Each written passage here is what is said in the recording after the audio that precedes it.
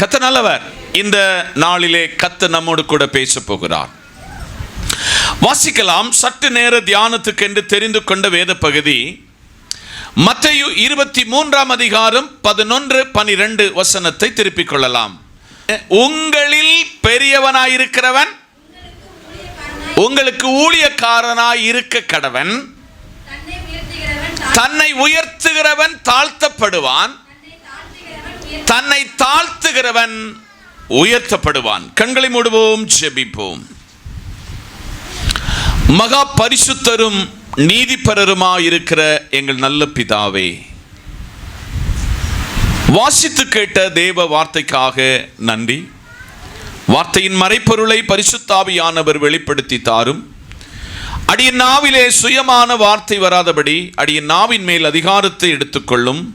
இயேசு கிறிஸ்துவின் நாமத்தில் பிதாவே, ஆமென். இந்த நாளின் செய்தியினுடைய தலைப்பு உலகம் சொல்லுவது என்ன, அடுத்து வேதம் என்ன சொல்லுகிறது. ஒன்று கூடி சொல்லுதேன். உலகம் சொல்லுவது என்ன, வேதம் சொல்லுவது என்ன. இன்றைக்கு ஒரு 20 ஆண்டுகளுக்கு முன்பதாக சென்னைக்கு அருகாமையில் இருக்கிற மதுராந்தகம் என்று சொல்லப்படுகிற ஊருக்கு ஊழியர் ஐக்கியத்திற்கு பிரசங்கிக்க அழைக்கப்பட்டிருக்கிறேன். நான் எங்கேயுமே லேட்டாக போவதில்லை. குறித்த நேரத்தில் நான் பிரசன்ட் ஆகுகிற ஒரு நபர். அப்போ எல்லா ஊழியர்கள் உட்காருகிற இடத்துல கொண்டு என்னை அழைத்தவர் கொண்டு உட்கார வச்சிட்டாரு. இது லீடு பண்ணுகிற போதகருக்கு பிரசங்கியார் இதுவரை வரவில்லையே. பிரசங்கியார் இதுவரை வரல. அவருக்கு டென்ஷன் மேல டென்ஷன். இன்னைக்கு மாதிரி இவ்வளவு போன் சௌகரியங்கள் அன்றைக்கு கிடையாது.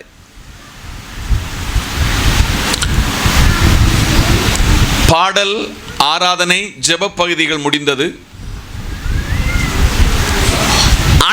அழைக்கப்பட்ட சகோதரனிடத்தில் கேட்கிறாரு, அவர் வந்துட்டாரா? உள்ளதா இருக்கிறாரு. அல்லேலூயா. அப்பொழுது அவர் மைக்கு கையில் வாங்கினாரு. இப்பொழுது நம்முடைய மத்தியிலே இந்த ஊழியர் ஐக்கியத்திலே கர்த்தர் வார்த்தையை கொடுப்பதற்கு நம்முடைய மத்தியிலே ஒரு ஊழியக்காரர் வந்திருக்கிறார். அப்போ என்ன அறிமுகப்படுத்தி மைக் என் கையில் தந்தாச்சு. 1.5 மணி நேரம் ஊழியர்களுக்கு தேவையான நல்ல வார்த்தையை ஆண்டவர் என் வாயிலிருந்து புறப்பட பண்ணினார். பிரசங்கம் முடிந்தவுடனே மதுராந்தக ஊழியர் ஐக்கியத்தின் ஊழியக்காரர் மைக்க வாங்கினார்.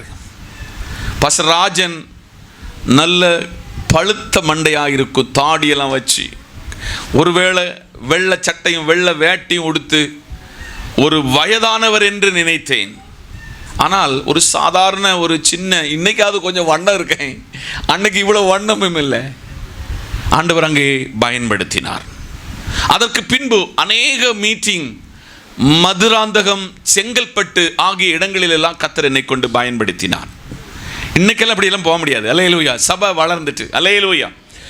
ஆனபடினால் இந்த பகல் வேளையிலே வார்த்தை ரொம்ப முக்கியமானது.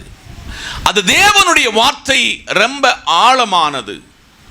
இந்த பிரசங்கத்தினுடைய டைட்டில், தலைப்பே கொஞ்சம் வித்தியாசமா இருக்கு. உலகம் என்ன சொல்லுது, வேதம் என்ன சொல்லுகிறது. இங்கே ஆசிரியர்கள் இருக்கிறீர்கள், மாணவ மாணவிகள் இருக்கிறீர்கள். நீங்கள் பொருத்துக என்றதை திருத்திருப்பீங்க, பொருத்திருப்பீங்க. இன்னைக்கு நம்ம இந்த ரெண்டையும் பொருத்த போகிறோம். இது எது சரியானது, எது தவறானது என்பதை உங்களுக்கு தெளிவான வார்த்தைகளை இந்த பகல் வேளையிலே கொண்டு வருகிறேன். ஜெபத்தோடு கவனியுங்கள். நம்பர் 1, உலகம் என்ன சொல்லுதுன்னா, பெருமையாயிரு. பக்கத்தில் பார்த்து சொல்லுங்க, பெருமையாய் இரு. இது உலகம் சொல்லுகிறது, பெருமையாயிரு. நம்ம ஊர்ல திருமணமாய் வெளி ஊர்ல இருந்து திருமணமாய் வருகிற சகோதரிமார் உண்டு. அல்லது நீங்கள் வெளி ஊர்களுக்கு வேலைக்கு சென்று வேலை பார்க்கிறவர்கள் உண்டு.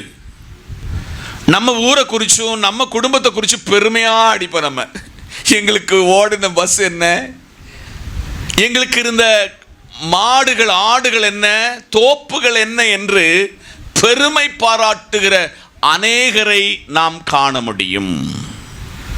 இப்படி பெருமையை கொண்டு வருகிற, பெருமையை சொல்லுகிற யார் என்று பார்க்கும் பொழுது, உலகத்தோடு ஒப்பிட்டு உலகத்தை சார்ந்து வாழ்கிறவர்கள் பெருமை பேசுவார்கள். ஆனால் இன்றைக்கு காலையிலே நம் கையில் இருக்கிற பரிசுத்த வேதாகமம் என்ன சொல்லுகிறது என்றால், தாழ்மையுள்ளவனாக இருக்க வேண்டும். சொல்லுங்க, தாழ்மையுள்ளவனா. அது வேதத்திலிருந்து ஆழமான சத்தியத்தை இந்த காலையிலே நாம் தியானிக்க போகிறோம். நீங்கள் வாசித்த வசனம் என்ன சொல்லுகிறது என்றால், மத்தேயு 23:11-12 சொல்லுது, உங்களில் பெரியவனாய் இருக்க விரும்புகிறவன் ஊழியக்காரனாக மாற வேண்டும். எல்லா இடத்திலும் நமக்கு ஒரு டாப் மெரிட் கிடைக்கணும், நமக்கு இந்த சேர மாதிரி ஒரு சேர் கிடைக்கணும்னு டோட்டல் 90% மக்கள் விரும்புகிறார்கள். உங்களை நான் அந்த இடத்துல சொல்லல. ஆனால் வேதம் என்ன சொல்லுகிறது? உங்களில் யாரெல்லாம் பெரியவனாக விரும்புகிறீர்களோ, நீங்களும் நானும் ஊழியக்காரனாக மாற வேண்டும். அதற்கு மிக முக்கிய ஆதாரமும் எக்ஸாம்பிளும் திருஷ்டாந்தமும் யார் என்று சொன்னால், நாசரேத்தில் வளர்ந்த இயேசு கிறிஸ்து. தான் ஊழியம் கொள்ள வரவில்லை, நான் ஊழியம் செய்ய வந்தேன், ஊழியத்தை செய்து காண்பித்தார். இந்த காலையிலே பரிசுத்த ஆவியானவர் உலகத்தையும் வேதத்தையும் உங்களுக்கு கற்றுக் கொடுத்து இந்த காலையிலே சொல்லிக் கொடுக்கிறார். உங்களில் யாரெல்லாம் பெரியவனாக விரும்புகிறீர்களோ, நீங்கள் ஊழியக்காரனாக நம்ம மாற வேண்டும் என்று இந்த வேதம் கற்றுக் கொடுக்கிறது. 12ஆம் வசனத்துல மிக ஆழமான ஒரு காரியத்தை கூட சொல்லுகிறாரு. தன்னை உயர்த்துகிறவன் தாழ்த்தப்படுவான். உலகத்தில் மனிதன் தான் இப்படி கோட்டை கட்டுனேன், இப்படி பெரிய ஆளா இருந்தேன், இன்னைக்கு அதெல்லாம் என் கையிலிருந்து போயிட்டு என்று சொல்லி பெருமை அடிக்கும் பொழுது, பரிசுத்த வேதாகமம் சொல்லுகிறது, தன்னை எவன் உயர்த்துகிறானோ அவன் தாழ்த்தப்படுவான். ஆனால் எந்த ஒரு மனிதன் தேவ சமூகத்தில் தன்னை தாழ்த்துகிறானோ, தேவன் அவரை உயர்த்துவார். வேதம் சொல்லுகிறது, பெருமையுள்ளவனுக்கு அவர் எதிர்த்து நிற்கிறார், தாழ்மையுள்ளவனுக்கு அவர் கிருபை அளிக்கிறார். கேள்வி நம்பர் 1, 7 கேள்வி உங்களுக்கு முன்ன வைக்கிறேன். நம்பர் 1 क्वेश्चन, கேள்வி என்னன்னா, நீங்க பெருமையா இருக்கிறீங்களா? உங்களை குறித்து நீங்கள் பெருமையாக பேசிக்கொண்டிருக்கிறீங்களா? உங்கள் குடும்பத்தை குறித்து நீங்கள் பெருமை பாராட்டுகிறீர்களா? உங்கள் கல்வியை குறித்து நீங்கள் பெருமை பாராட்டுகிறீர்களா? உங்கள் அழகை குறித்து நீங்கள் பெருமை பாராட்டுகிறீர்களா? காலையில் கர்த்தர் சொல்கிறாரு, எவன் ஒருவன் பெரியவனாக, தலைவனாக, லீடராக விரும்புகிறாயோ, நீ ஊழியக்காரனாக மாறணும், நீ ஒரு வேலைக்காரனாக மாறணும். ஒருவேளை நீங்கள் என்னை உங்க வீட்டில் ஒரு வேலைக்கு கூப்பிட்டீங்கன்னா, நான் உங்களுக்கு ஒரு வேலைக்காரனாய் மாறும் பொழுது நீங்க என்னென்ன வேலையெல்லாம் என்கிட்ட செய்ய சொல்லுகிறீர்களோ அதெல்லாம் நான் செய்யணும். ஒருவேளை நீங்கள் பார்க்க சொல்ல ஒரு போதகருக்குள்ள அந்தஸ்து அடையாளங்கள் எல்லாம் எனக்கு தந்தாலும், நான் இதை இந்த இடத்துல கலட்டி இயேசுவை போல மாதிரிகை காண்பிக்கிற வேலைக்காரனாக, உங்களுடைய வேலைக்காரனாகவே நான் இருக்கிறேன். இன்னைக்கு நம்முடைய வாழ்க்கையில் அப்படிப்பட்ட ஒரு தாழ்மையும் அர்ப்பணமும் நமக்குள்ள இருக்கிறதா? நீங்கள் உலகத்தானை போல பெருமையை பேசிக்கொண்டிருக்கிறீங்களா? நீங்கள் அதிலிருந்து விடுவிக்கப்பட வேண்டும். நீங்கள் கர்த்தருடைய சமூகத்தில் தங்களை சரணடைந்து வேத என்ன சொல்லுகிறதோ அதற்கு உங்களை தேவ சமூகத்தில் அர்ப்பணித்தால் தேவன் உங்களை உயர்த்துவார். நம்பர் 2, யோவான் 14ஆம் அதிகாரம் 6ஆம் வசனம். யோவான் 14:6. அதற்கு இயேசு, நானே வழியும் சத்தியமும் ஜீவனுமாய் இருக்கிறேன், என்னை அல்லாமல் ஒருவனும் பிதாவினிடத்தில் வரான். ரொம்ப கவனமா கேட்கணும். நம்பர் 2, பணம் தான் வழி. உலகத்தான் சொல்லுவான். என்னது? பணம் இருந்தால் எல்லாம் சாதித்து விடலாம். பணம் பணம் பணம். ஒரு பக்தன் இவ்வளவு ஆகி ஒரு பாடலை பாடினா, பணத்து மேல உன் கண்ணு போச்சுன்னா போச்சையா உன் அபிஷேகம். இந்த நல்ல காலை வேளையிலே நான் இந்த வேத வசனத்தை சொல்வதற்கு முன்பதாக ஒரு உண்மையை உங்களுக்கு சொல்ல போறேன். தமிழகத்தில் ஒரு நல்ல பணக்காரர் மகனுக்கு டியூக் பைக் வாங்கி கொடுத்தார். என்ன பைக்? Duke bike. அது ஸ்டார்ட் பண்ணாலே 60 தான் ஸ்டார்ட் ஆகும், அது 140 வரை போகும். அதில் பிரயாணித்த அநேகர் மரித்து போனார்கள். அது யங் ஸ்டேஜில் உள்ள பிள்ளைகள் மரித்திருக்கிறார்கள். இப்படி சிக்குண்டு ஒரு தம்பி இந்த பைக்கை கொண்டு மோதி அவன் ஹோம் ஸ்டேஜுக்கு போயிட்டான்.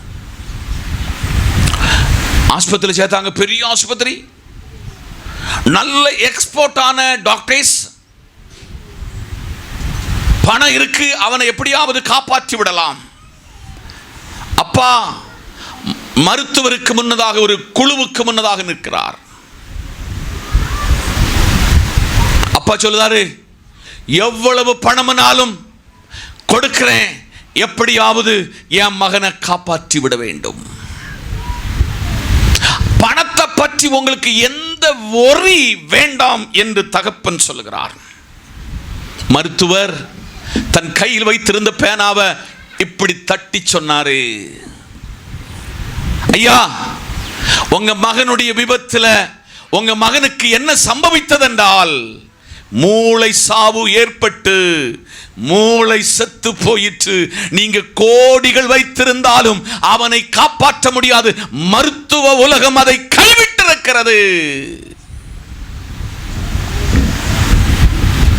இந்த சத்தத்தை கவனிக்கிற தேவ பிள்ளைகளே, உலகத்தையும் உலகத்தினுடைய பணத்தை நாம் நேசித்தால் இப்படிப்பட்டதான நெருக்கத்திலே இக்கட்டிலே சிக்கி விடுவோம் என்று இந்த ஆண்டவர் உங்களை பார்த்து சொல்லுகிறார். வேதம் என்ன சொல்லுகிறதா? அதற்கு இயேசு, நானே வழியும் சத்தியமும் ஜீவனுமாய் இருக்கிறேன், என்னை இல்லாமல் ஒருவனும் பிதாவினிடத்தில் வரான். இதுதான் வேதத்தின் வழியும் இயேசுவின் வழியும். இயேசுவை இந்த வேத புத்தகம் எதற்காக ஓமைத்து இந்த பூமியில அனுப்புறனா? இயேசு கிறிஸ்து மத்தியஸ்தர். பக்கத்துல கைப்பிடி சொல்லுங்க. இயேசு கிறிஸ்து யாராம்? the mediator. அதை உங்களுக்கு வேத அடிப்படையிலே தெளிவான ஒரு விளக்கத்தை சொல்லி அடுத்த பாயிண்டுக்குள்ளே உங்களை கொண்டு செல்ல போகிறேன்.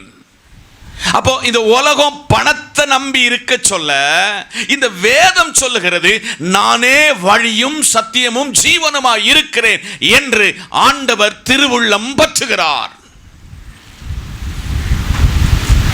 அல்லேலூயா. இப்போ நீங்க வாசித்த, நம்ம பாட பாகமாய் வாசித்த எபிரேயர் 9:15 எல்லாரும் திருப்பிக் கொள்ளுவோம். ஆகையால் முதலாம் உடன்படிக்கையின் காலத்திலே நிவர்த்தி செய்யும் பொருட்டு அவர் மரணமடைந்து அழைக்கப்பட்டவர்கள் வாக்குத்தத்தம் பண்ணப்பட்ட நித்திய சுதந்திரத்தை அடைந்து கொள்வதற்காக புது உடன்படிக்கையின் மத்தியஸ்தராக இருக்கிறார். கையை பிடிச்சு சொல்லுங்க, மத்தியஸ்தர் ஏசப்பா.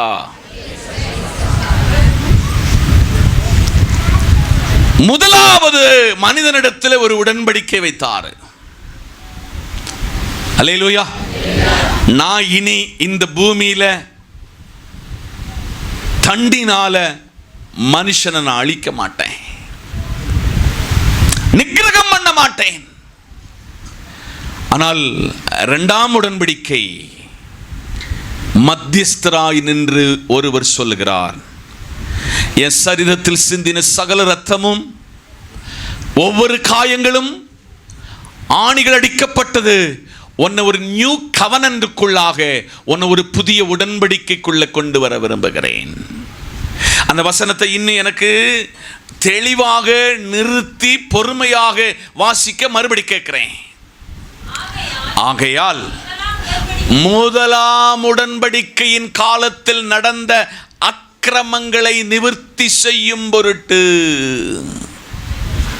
Sodom Gomorrah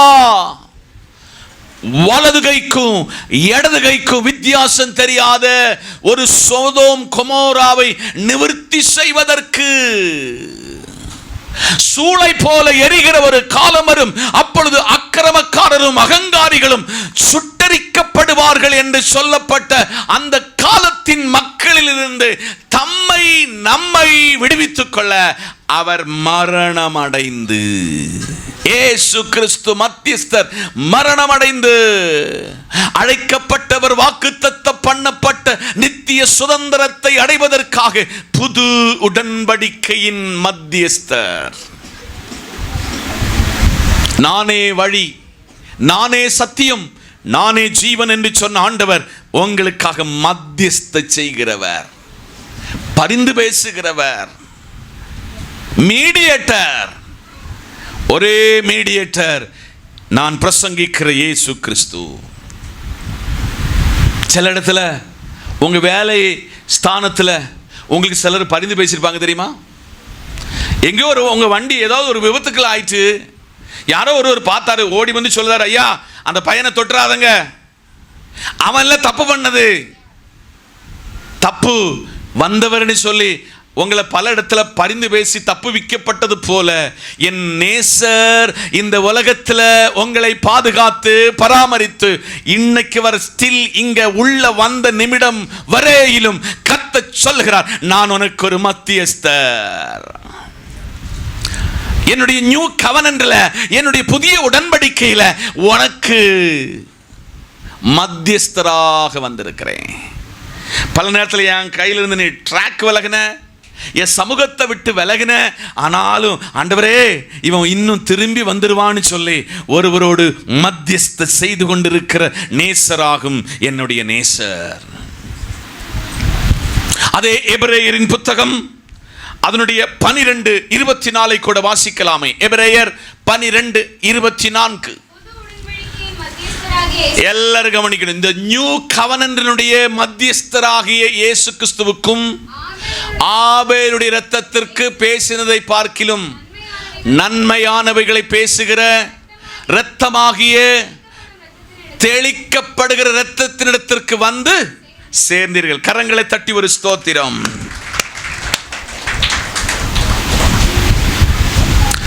The new covenant, நீங்கள் புதிய உடன்படிக்கையின் மத்தியஸ்தர். சொல்லுங்க, நீங்கள் நானும் புதிய உடன்படிக்கையின் மத்தியஸ்தர். காயின் ஆபேலை கொண்டான், அவனுடைய இரத்தம் இன்றைக்கும் பேசிக் கொண்டிருக்கிறது. அப்படியல்ல, புதிய உடன்படிக்கையின் ஆதராகிய மத்தியஸ்தராகிய இயேசு கிறிஸ்து பேசுகிறது. அவர் நன்மையானதை பேசுகிறார். வேதம் சொல்கிறது, இயேசு நன்மை செய்கிறவராகவே சுற்றித் திரிந்தார். ஆபேலுடைய இரத்தம் பேசினது போல பேசாம நன்மையானவைகளையே அவர் பேசிக் கொண்டிருக்கிறார். இரத்தமாகிய தெளிக்கப்படுகிற இரத்தத்திற்கு வந்து நீங்கள் சேர வேண்டும். அதனால் இயேசு சொன்னார், நானே வழி, நானே சத்தியம், நானே ஜீவன். உலகம் சொல்லுது நான் பணம் தான் எல்லாம்.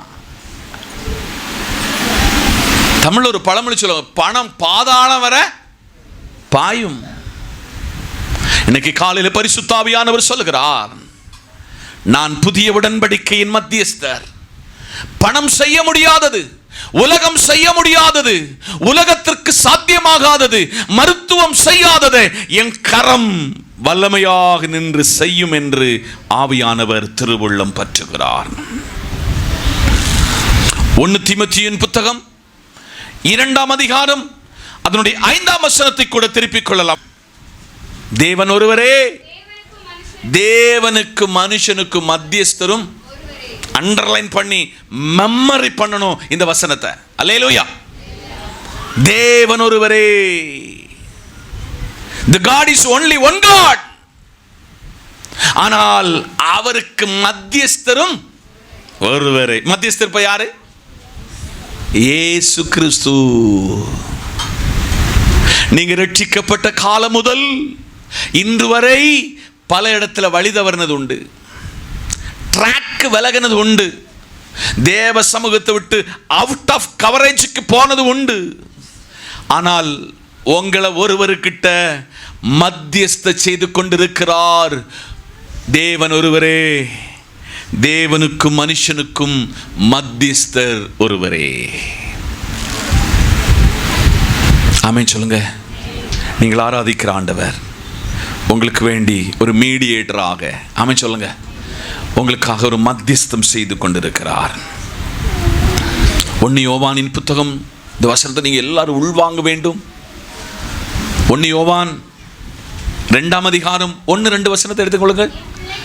என் பிள்ளைகளே, நீங்கள் பாவம் செய்யாதபடிக்கு இவைகளை உங்களுக்கு எழுதுகிறேன். ஒருவன் பாவம் செய்வானாகில் நீதிபரராயிருக்கிற இயேசு கிறிஸ்து நமக்காக பிதாவினிடத்தில் பரிந்து பேசுகிறவராயிருக்கிறார். நம்முடைய பாவங்களை நிவர்த்தி செய்கிற கிருபாதார பலி அவரே.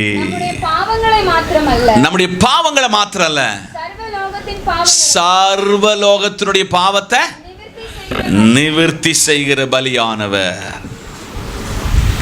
எல்லாம் இங்கதான் இருக்கிறீங்களா? நமக்கு பாவம் இல்லையோ என்போமானில் நம்மை நாமே வஞ்சிக்கிறோம்.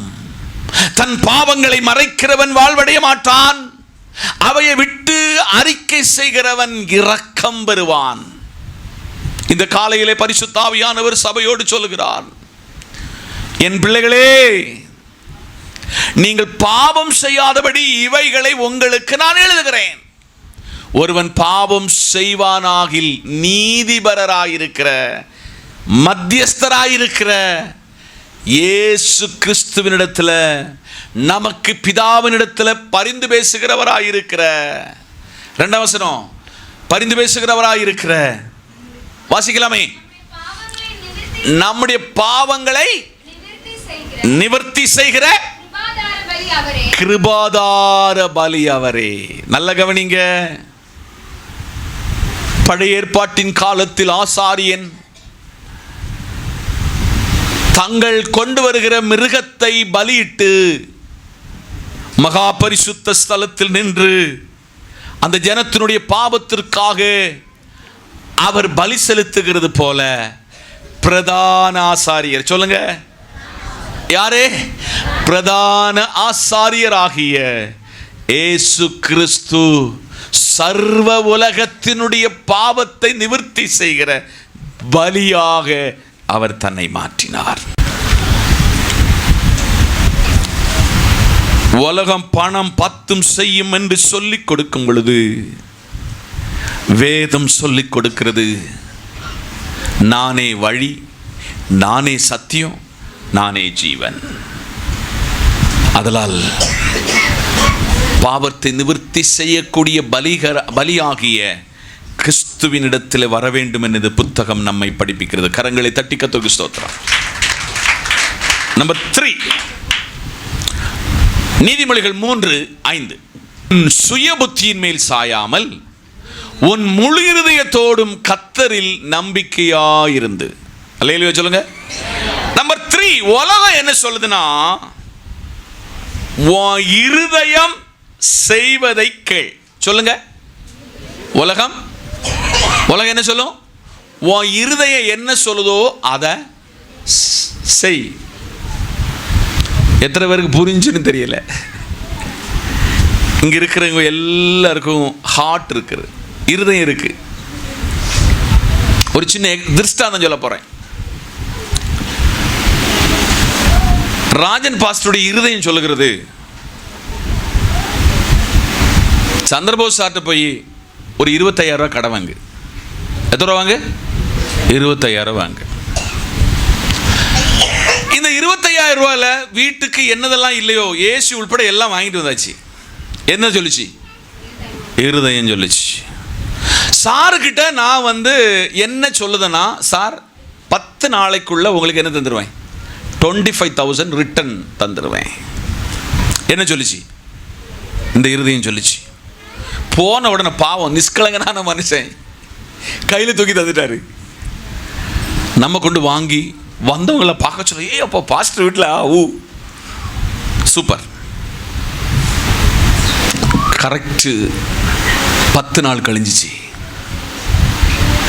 ராஜன் பாஸ்டர்கிட்ட ஃபோனும் இல்லை, ரோட்லேயும் பாஸ்டரை காணலை. உடனே ஒரு நாள் கழிஞ்சோடனே, hello pastor praise lord, pastor அந்த பைசா கிடைக்குமா? பாஸ்டர் பல இடத்துல தட்டினார், ஒன்றும் கிடைக்கல. 2 பேருக்கு டேஷ். பல இருதயங்கள் இந்த மாதிரி சிக்கி உறவுகளை கெடுத்தோம் தெரியுமா? இன்னைக்கு காலையில் பரிசுத்த ஆவியானவர் உங்களை படிப்பிக்கிறாரு. உன் சுய புத்தியில இந்த பைபிள் படிப்பிக்கிறது. சாயாத. நீ பல இடத்துல உன் இருதயத்தில் உலகத்தில் சிந்திச்சு நீ வாங்கினதெல்லாம் ஃபெயில் ஆகி நீ தெருவு ஓடு எடுக்கத்தக்க விதத்தில் நிற்கிறாய். இன்னைக்கு கர்த்தர் சொல்றாரு, இது உலகத்தான் செய்கிற காரியம், உலகத்தின் மனிதன் செய்கிற காரியம். நீயோ கடன் வாங்காதிருப்பாய், நீ கடன் கொடுப்பாய். ஞானிகளில் ஞானியாகிய சலோமோனை கொண்டு பரிசுத்த ஆவியானவர் எழுதி கொடுக்கிறார். இந்த வேதத்தின் மூலம் எழுதி கொடுக்கிறாரு. உன் சுய புத்தியின் மேல் சாயக்கூடாது. யாரெல்லாம் உங்க சுய புத்தியில் சாஞ்சிங்களோ, ஃபெயில் ஆகி வெளியில சொல்ல முடியாம ஏங்கி நிற்கிறோம். இன்னைக்கு காலையிலே பைபிள் ரொம்ப தெளிவாய் சொல்லுகிறது, உன் சுய புத்தியின் மேல் சாயாமல் உன் முழு இருதயத்தோடு கர்த்தரிடத்தில் நம்பிக்கையாயிரு, கர்த்தர் காரியத்தை வாய்க்க செய்வார். அல்லேலூயா. இந்த உலகத்தை நம்பி போவதை காட்டிலும் வேதத்தை நம்பி போனா கர்த்தர் செய்கிற நன்மைகள். ஒரு அல்லேலூயா சொல்லுங்க. அல்லேலூயா. ஆதலால் இன்னைக்கு ஒரு தீர்மானம் எடுக்கணும். உங்க சுய புத்தியில் என்ன செய்யக்கூடாது? சாயக்கூடாது. எங்கே எப்பொழுது மனிதன் சுய புத்தியிலே சாய்கிறானோ அவனுக்கு தானுடைய அழிவு முன்ன இருக்கிறது என்று இந்த காலையில் உங்களுக்கு சொல்லுகிறேன். இந்த பகல் வேளையிலே உங்களுக்கு வருகிற பணம் சும்மா ஒன்றும் காய்க்க ஒன்றும் இல்லை, மரத்தில எல்லாம் காய்க்கல. அந்த பணம் வரும்பொழுது ஞானமாய் பயன்படுத்துகிறவன் தான் ஞானி. அதனால இன்னைக்கு காலையில பரிசுத்த ஆவியானவர் சொல்லுகிறாரு, இந்த வேதத்தின் மூலம் சொல்லுகிறாரு, நீ உன் சுய புத்தியில சாயாத. கரங்களை தட்டி சோதரம். மத்தேயு 28, 18, 19, 20. அப்பொழுது இயேசு சமீபித்து வந்து அவர்களை நோக்கி, வானத்திலும் பூமியிலும் சகல அதிகாரம் எனக்கு கொடுக்கப்பட்டிருக்கிறது. ஆகையால் நீங்கள் புறப்பட்டு போய் சகல ஜாதிகளையும் சீஷராக்கி பிதா குமாரன் பரிசுத்தாவி நாமத்தினால் அவர்களுக்கு ஞானஸ்நானம் கொடுத்து நான் உங்களுக்கு கட்டளையிட்ட யாவையும் அவர்கள் கைக்கொள்ளும்படி அவர்களுக்கு உபதேசம் பண்ணுங்கள். இதோ உலகத்தின் முடிவு பரியந்தமும் சகல நாட்களிலும். ஆமென். கரங்களை தட்டி ஸ்தோத்திரம். 4 உலகம் என்ன சொல்லுதுன்னா, இந்த உலகம் நீ யார் என்று ஒன்ன தெரியப்படுத்து. இந்த உலகம் என்ன சொல்ல, நீ யாருன்னு ஒன்ன தெரியப்படுத்தணும். அல்லேலூயா. நம்ம எங்க போனாலும் நம்ம வாய் சும்மா கிடக்காது. பஸ்ஸில் போவோம், பக்கத்தில் விட்டு கேட்போம், சிஸ்டர் எங்கேருந்து வரைய, எப்படி போறைய, யார் எவருன்னு கேட்போம். அங்கே பழக்கம் கொடுப்போம். எங்கள் ஊரில் நாங்கள் யார் தெரியுமா,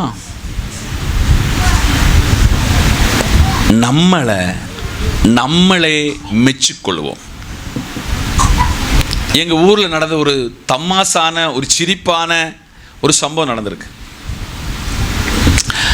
எங்கள் ஊரில் இந்த டீ கொழுந்துக்கு ஒரு கூடை உண்டு, தெரியுமா? கூடை. அதில் ஒரு நல்ல எக்ஸ்போர்ட்டான ஆளாக்கும் ஒரு அருமையான ஒரு சகோதரன். 2 பேர் பஸ்ஸில் பக்கத்தில் பிரயாணித்திருக்கிறாங்க. அப்போ இவர் கேட்டிருக்காரு, ஐயா நீங்கள் எங்கே இருக்கீங்க, எந்த ஊர், என்ன வேலை பார்க்குறீங்க? அல்லேலூயா. இப்போ அவர் சொல்லியிருக்கிறாரு, நான் எஸ்டேட்டில் ஃபேக்ட்ரி உண்டு, ஃபேக்ட்ரியில் டீ மேக்கர். என்னது? இதனுடைய ஃபுல் கண்ட்ரோல் உள்ள ஒரு ஆளுன்னு சொல்லு. வீடு பேர் விலாசம் எல்லாம் கரெக்டாக சொல்லிட்டாரு. யார்? பக்கத்தில் இருந்துட்ட வேலை. என்ன வேலை? கூட முடையுத வேலை. என்ன வேலை? என்ன சொல்லியிருக்காரு? எஸ்டேட் டீ ஃபேக்ட்ரியில் டீ மேக்கர். பேர் விலாசம் சகலத்தையும் கொடுத்துட்டு வந்துட்டார். இந்த ஆளுக்கு ஒரு பயங்கர சந்தோஷம். இவ்வளோ ஒரு நல்ல நண்பரை பழகிட்டவன், இவர் நேரடியாக ஒன்று பார்க்கணும். பஸ் ஸ்டாப்பு சொல்லி கொடுத்துட்டாரு, இவ்வளோ தூரம் டிஸ்டன்ஸ்னு சொல்லி கொடுத்துட்டாரு, எல்லாம் கொடுத்துட்டாரு. கேட்டு கேட்டு கேட்டு கேட்டு கேட்டு வர சொல்ல சேட்டா என்ன செய்தாரு? கூட முடைகிறாரு. இது உலகத்தான் செய்கிற வேலை, இது உலகம் செய்கிற வேலை. ஆனால் நீங்கள் யாரை குறித்து பேசணும்னு இப்போ சொல்ல போகிறேன். டிடியில் உள்ளவங்க மட்டும் இல்லை, இங்கே இருக்கிற எல்லாரும். அப்பொழுது இயேசு சமீபத்தில் வந்து இந்த பைபிள் சொல்றாரு, அவர்களை நோக்கி வானத்திலும் பூமியிலும் சகல அதிகாரங்கள் உங்களுக்கு கொடுக்கப்பட்டிருக்கிறது. கையப்பிடி சொல்லுங்க, உங்களுக்கு தந்திருக்கிற அதிகாரம் வானத்திலும் பூமியிலும் உள்ள சகல அதிகாரம் கொடுக்கப்பட்டிருக்கிறது. இயேசு சொன்ன கட்டளைகளை எத்தனை பேர் ஃபாலோ பண்ணுதீங்க? நீங்கள் புறப்பட்டு சகல ஜாதிகளையும் சீஷராக்கி பிதா குமாரன் பரிசுத்த ஆவியின் நாமத்தினாலே ஞானஸ்தானம் கொடுத்து அவர்களை எனக்கு சீஷராக்கி கொள்ளுங்கள். ஆனால் உலகம் உங்களை மேன்மை பாராட்டி உங்களை மிகைப்படுத்தி பேசிக்கொண்டிருக்கும் பொழுது இந்த பைபிள் சொல்லுது, நீ புறப்பட்டு போக வேண்டும், நீ சகல ஜாதிகளை சீஷராக்கி கொள்ள வேண்டும், அவர்களுக்கு ஞானஸ்தானம் கொடுத்து அவர்களை சபையில் அங்கத்தினர்களாக மாற்ற வேண்டும். ஒரு காலத்தில் நமக்கு யாரோ ஒருவர் சொன்னார், நம்மளும் குடிச்சிட்டு ரோட்டில் படுத்தவன், நம்மளும் இந்த உலகத்தில் செய்யக்கூடாத எல்லா காரியத்தையும் செய்தவன், இன்னைக்கு சபை உங்களை அங்கீகரித்து ஏற்றுக்கொண்டது, பரலோகத்தின் தேவன் உங்களை ஏற்று இந்த இடத்துக்குள்ள உட்கார வச்சு உங்களுக்குன்னு ஒரு கனம். ஆமாம் சொல்லுங்க, உங்க குடும்பத்துக்குன்னு ஒரு கனம், உங்களுக்குன்னு ஒரு கிரெடிட், உங்களுக்குன்னு ஒரு ப்ரௌட இந்த இடத்துல கர்த்தர் வச்சிருக்கிற. கரங்களை தட்டி இந்த வேதத்தின்படி நடக்கணும், வேதத்தை போல வாழ வேண்டும் என்பதை கர்த்தர் அறிவிக்கிறார். கொலோசியர் 3ஆம் அதிகாரம் 12-13. ஆகையால் நீங்கள் தேவனால் தெரிந்து கொள்ளப்பட்ட பரிசுத்தரும் பிரியருமாய் உருக்கமான இரக்கத்தையும் தயவையும் மனத்தாழ்மையும் சாந்தத்தையும் நீடிய பொறுமையும் தரித்துக்கொண்டு 13 ஒருவரை ஒருவர் தாங்கி ஒருவர் பேரில் ஒருவருக்கு குறைபாடு உண்டானால் கிறிஸ்து உங்களுக்கு மன்னித்தது போல ஒருவருக்கொருவர் மன்னியுங்கள். உலகம் என்ன சொல்லுதுன்னா, மற்றவர்களை பொருட்டாக எண்ணாதே. மற்றவர்களை, தமிழகத்திலே எத்தனை கொலைகள் நடக்கு தெரியுமா? வைராக்கியத்தினால, ஒரு சின்ன இடவழி தகராறுனால எத்தனை கொலைகள் நடந்து கொண்டிருக்கிறது. சகோதரனை கொலை செய்கிற, சொந்த தகப்பனை தாயை கொலை செய்கிற எத்தனை கொலைகள் உங்கள் கண் முன்னால் இருக்கிறது. இது உலகம் செய்கிற காரியங்கள். ஆனால் நான் பிரசங்கிக்கிற இந்த பைபிள் என்ன சொல்லுகிறது என்றால், ஆகையால் நீங்கள் தேவனால் தெரிந்து கொள்ளப்பட்டவர்கள். சொல்லுங்க, இங்க இருக்கிற எல்லாரும் தேவனால் தெரிந்து கொள்ளப்பட்டவர்கள். நீங்கள் பரிசுத்தர். நீங்கள் பரிசுத்தம் உள்ளவர்கள், நீங்கள் பிரியமானவர்கள், உருக்கமான இரக்கத்தையும் தயவையும் மனத்தாழ்மையும் சாந்தத்தையும் நீடிய பொறுமையை தரித்திருக்கிறவங்க. இங்கதான் இருக்கிறீங்களா? அல்லேலூயா. என்னதான்? உருக்கமும் இரக்கமும் தயவும் மனத்தாழ்மையும் சாந்தமும் நீடிய பொறுமையும் தரித்திருக்கிறீங்க. அடுத்த வசனம் என்ன சொல்கிறதுனா, ஒருவரை ஒருவர் தாங்கி. ஆமென் சொல்லுங்க. ஒருவரை ஒருவர் தாங்குகிற குணம், ஒருவர் பேரில் ஒருவருக்கு குறைவுண்டானால் கிறிஸ்து உங்களுக்கு மன்னித்தது போல ஒருவரை ஒருவர் மன்னிக்கிற சுபாவம் உண்டோ என்று ஆண்டவர் கேட்டுக்கொண்டிருக்கிறார். இந்த காலையிலே கர்த்தர் நம்மிடத்தில் கேட்கிற கேள்விக்கு, உலகம் கொலை செய்து கொண்டிருக்கும் பொழுது, வைராக்கியத்தை தீர்த்து கொண்டிருக்கும் பொழுது, சகோதரா அப்படி அல்ல மார்க்கம், இதுதான் மார்க்கம் என்று படிப்பிக்கிற ஒரே புஸ்தகம் பைபிள். சத்ருவை நேசிக்க சொல்லி, சத்ரு கீழே விழுந்த தூக்கி அவனை காப்பாற்ற வேண்டும் என்று சொல்லி படிப்பிக்கிற ஒரே புத்தகம் அது பைபிள், வேதம் என்பதை இந்த காலையில் உங்களுக்கு சொல்லுகிறேன். திரும்பி வரலாமா உலகத்தை விட்டு?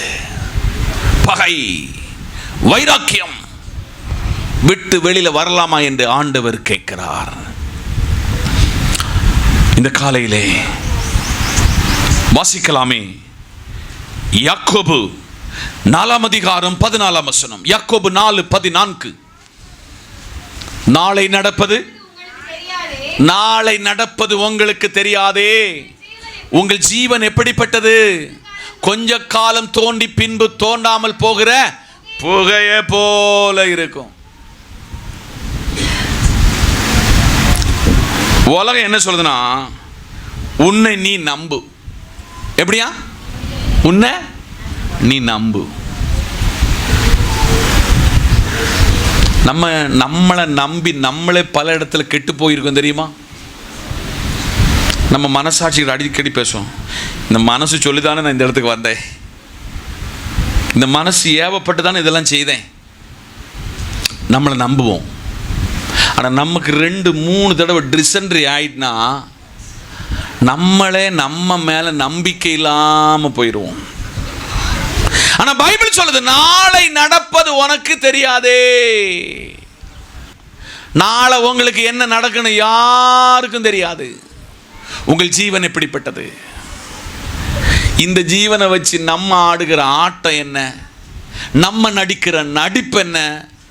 இந்த காலையில கொஞ்ச காலத்தில் தோண்டி பின்பு தோண்டாமல் போகிற புகையை போலதான் வாழ்க்கை. புகை பயங்கரமா வரும், கடைசியில் அது இல்லாதது போல ஆய் போய்விடும். இன்னைக்கு ஆண்டவர் சொல்கிறார், நீ உலகத்தை நம்பி போகாத, உலகத்தை நம்பி போகாத, நீ வேதத்தை நம்பி பிரயாணி. உன்னை ஆண்டவர் கனம் பண்ணுவார், உன்னை மேன்மைப்படுத்துவார், உன்னை ஆசீர்வதிப்பார். கடைசியாக மத்தேயு 5:44 வசனத்தை வாசிக்க கேட்போமே. மத்தேயு 5:44. நான் உங்களுக்கு சொல்கிறேன், உங்கள் சத்துருக்களை சிநேகியுங்கள், உங்களை சபிக்கிறவர்களை ஆசீர்வதியுங்கள், உங்களை பகைக்கிறவர்களுக்கு நன்மை செய்யுங்கள், உங்களை நிந்திக்கிறவர்களுக்காக, உங்களை துன்பப்படுத்துகிறவர்களுக்காக ஜெபம் பண்ணுங்க. அல்லேலூயா. நம்ம விசுவாசிகளுக்கு ஒரு சின்ன சீக்கான ஒரு காரியம், பாஸ்டர் இவன் எனக்கு இப்படி செய்துட்டான், இவனுக்கு போய் ஆண்டவர் போற வழியில் அவன் திரும்பி வரக்கூடாது, அவன் ஆக்சிடென்ட் ஆகி சாகணும். யாருக்கிட்ட சொல்லுது?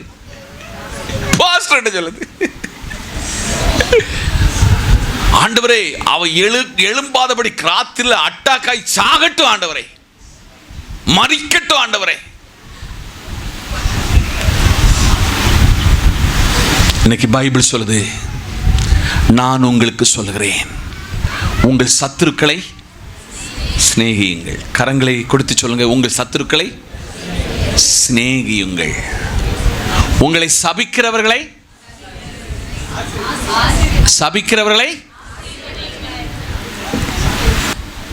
சகோதரா, ரட்சிக்கப்பட்டு ஞானஸ்தானம் எடுத்து காலையில் உங்கள் ஸ்டைல், அழகான ஸ்டைலில் இந்த பைபிளெல்லாம் வச்சுட்டு வரீங்க.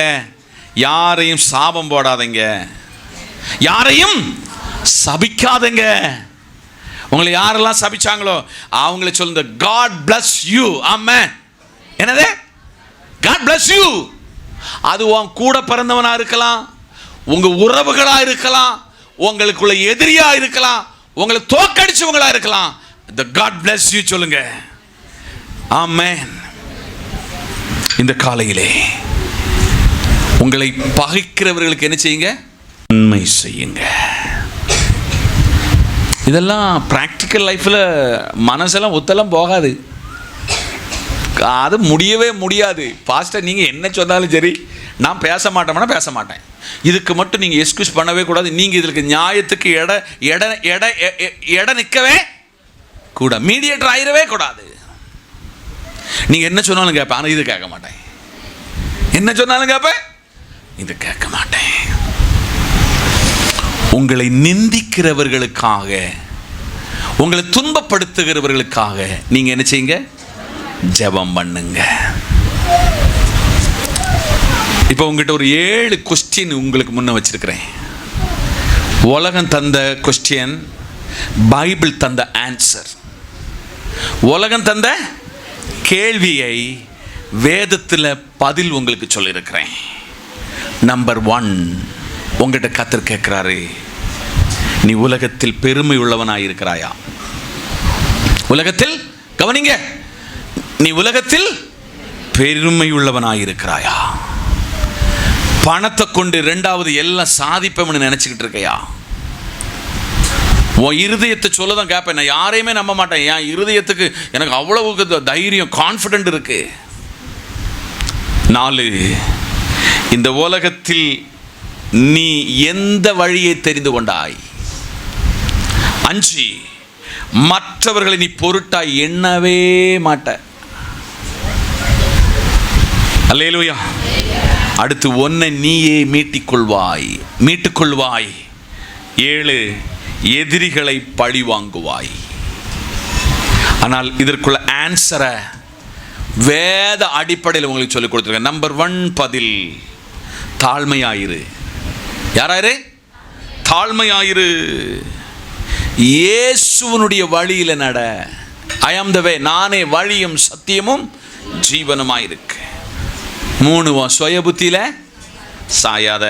4, இயேசுவை தெரியப்படுத்திக் கொண்டே இரு. 5, மனத்தாழ்மையாயிரு. 6, தேவனை நம்பு. 7, எதிரியை நேசி. சொல்லுங்க, எதிரியை நேசி. இதுதான் இன்னைக்கு கர்த்தர் உங்ககிட்ட சொன்ன வார்த்தை. இந்த வார்த்தையை ஏற்றெடுங்க. இந்த வார்த்தையின்படி உங்களை சமர்ப்பிங்க. இந்த வார்த்தையினால் உங்களை கர்த்தர் ஆசீர்வதிப்பார். ஆண்டவர் உங்களை கனப்படுத்துவார். கண்களை மூடுவோம், ஜெபிப்போம். மகா பரிசுத்தரும் நீதிபரருமாயிருக்கிற எங்கள் நல்ல ஆண்டவரே, தம்முடைய வார்த்தையை ஜனங்களுக்கு அனுப்பி பேசினீர். இந்த வார்த்தையை நம்முடைய பிள்ளைகள் ஏற்றெடுத்ததற்காய் ஸ்தோத்திரம். இந்த வார்த்தையின்படி வளர்ந்து பெருக கிருபை தாரும். இப்பொழுது நாங்கள் பிரிகிறோம். நேசக்கரம் எங்களோடு இருக்கட்டும். தந்த நல்ல ஐக்கியத்துக்காய் ஸ்தோத்திரம்.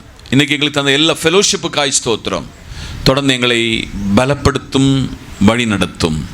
இயேசு கிறிஸ்துவின் நாமத்தில் ஜெபிக்கிறோம் எங்கள் நல்ல பிதாவே, ஆமென். ஆசீர்வாதம் நம்முடைய கர்த்தரும் இரட்சகருமாய் இருக்கிற இயேசுவின் கிருபை, பிதாவின் அன்பு, பரிசுத்தாவின் ஐக்கியமும் நாம் அனைவரோடு நாம் கேட்டுக்கொண்ட தேவ வார்த்தைகளோடும் சகல பரிசுத்தவான்களோடு தேவ கிருபை என்று நிலைத்திருப்பதாக. ஆமென். ஆத்துமாவே என் முழுமே பரிசுத்த நாமத்தை ஸ்தோத்திரி. என் ஆத்துமாவே கர்த்தரை ஸ்தோத்திரி. கர்த்தர் செய்த சகல உபகாரங்களை மறவாதே. ஆமென். நமக்கு ஜெயந்த கத்துக்கு நன்றி சொல்ல. அல்லேலூயா, அல்லேலூயா, அல்லேலூயா. எல்லாருக்கும் ஸ்தோத்திரம்.